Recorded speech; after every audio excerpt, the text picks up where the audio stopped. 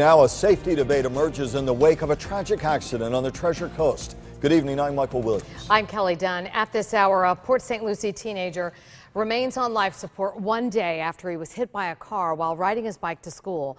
Could sidewalks have prevented this tragedy? Many are asking that question today, and the demands for more sidewalks are growing.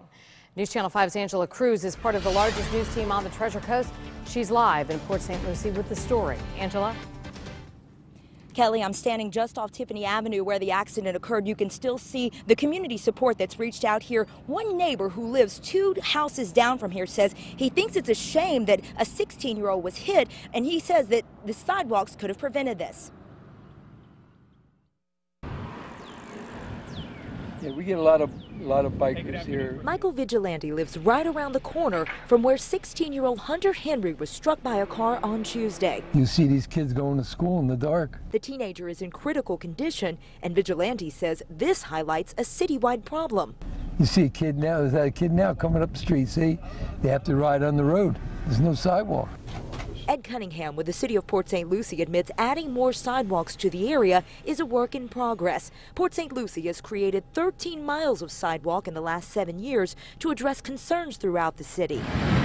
The areas that have the most traffic, especially kids coming and going to school, those were the priorities. City funding and grants continue to finance the current and future sidewalk projects. Where Henry was struck does not have a sidewalk, but it's just half a block over from a spot that had 3 new sidewalks created. Cunningham says it's not fiscally possible to have a sidewalk for every single street in the city, but he says they're working to build them wherever they can.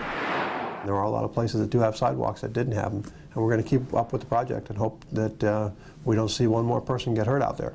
I just feel bad for the family. Vigilante hopes one day there will be funding for a sidewalk near his street.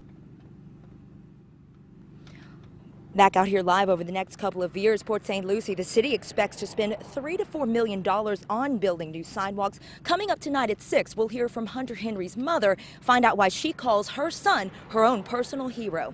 We're live tonight in Port St. Lucie. Angela Cruz, WPTV News Channel 5.